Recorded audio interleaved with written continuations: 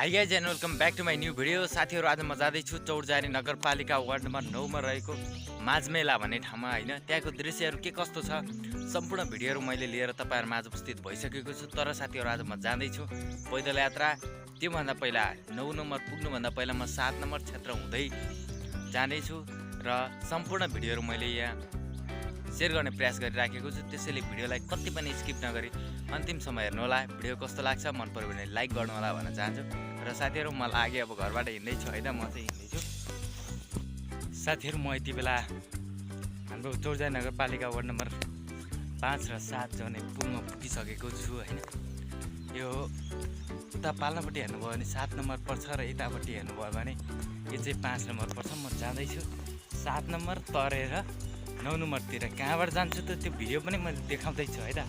एकदम यहाँ झुलातिर हेर्दाखेरि एकदम रमाइलो दृश्यहरू यहाँ देख्न सक्नुहुन्छ। वारिपारि त्यति राखेको बिउ राखिराखेको स्थिति होइन, रोपाई के अरे बुदारी राखेको स्थिति त देख्न सक्नुहुन्छ। एकदमै रमाइलो फिल चाहिँ भइराखेको छ। तपाईँलाई कस्तो भइराखेको छ कृपया कमेन्ट गर्नु होला है त। म यति बेला चौरजारी नगरपालिका वार्ड नम्बर 7 मा यो खोलामा बन्दै गरेको मोटरेबल पुल पछाडि देख्न सक्नुहुन्छ।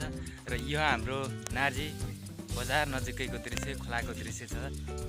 उतापट्टि त्यो पर घरहरू देख्नु भएर त्यो चाहिँ हाम्रो नार्जी बजार भनेर चिन्ने गरिन्छ। म चाहिँ माथि जाँदैछु होइन। म ठ्याक्कै यो माझमेला भन्ने ठाउँ पुग्ने भएको कारणले गर्दाखेरि म यहाँ माथि हिँड्दैछु।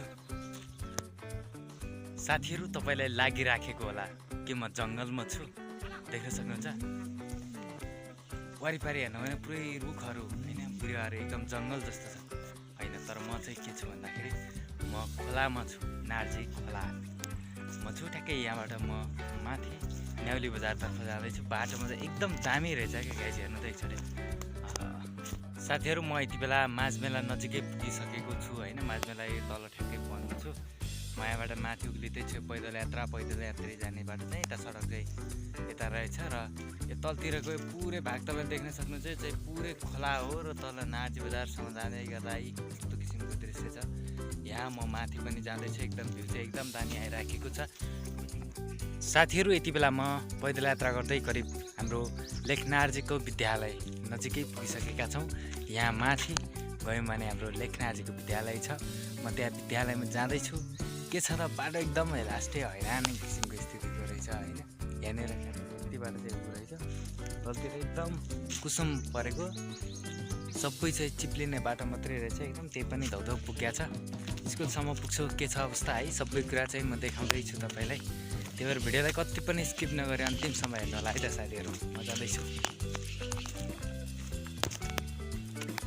एकदमै पुरै जङ्गलहरूमा हिँड्दै र म यहाँ माथिसम्म पुग्न प्रयास गरिराखेको छु, अर्थात् पुगी नै सकेँ समथिङ भन्नुपर्छ।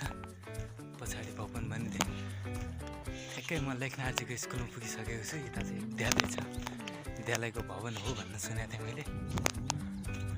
मुख्य भवन चाहिँ यता रहेछ जस्तो लाग्छ मलाई। पुगिसकेँ समथिङ। म ठ्याक्कै लेखनार्जीमा छु होइन। यति बेला यहाँदेखि माथि हेर्नुभयो भने यो माथिको चाहिँ न्याउली बजार पर्छ र यता म लेखनार्जीबाट यहाँ अगाडिसम्म हल्का काम विशेषले जाँदैछु होइन। जस वरिपरि आउने भ्यूहरू चाहिँ एकदम दामी आइराखेको छ। मलाई चाहिँ एकदम दामी लागिराखेको छ। तपाईँलाई कस्तो लागिरहेछ, भिडियो कस्तो लाग्यो, मन पर्यो भने लाइक गर्नु होला। र केही प्रतिक्रिया दिन चाहनुहुन्छ अझै पनि चाहिँ मैले भिडियोलाई कस्तो बनाउँदाखेरि ठिक हुन्थ्यो, अझै तपाईँलाई चाहिँ कस्तो बनाउँदा चाहिँ तपाईँलाई राम्रो लाग्थ्यो, त्यो सम्पूर्ण कुराहरू कमेन्ट बक्समा गएर कमेन्ट गर्नु होला भन्न चाहन्छु। र साथीहरू, यो भिडियो सबै साथीहरूलाई सेयर गर्नु होला भन्न चाहन्छु। हस्, धन्यवाद।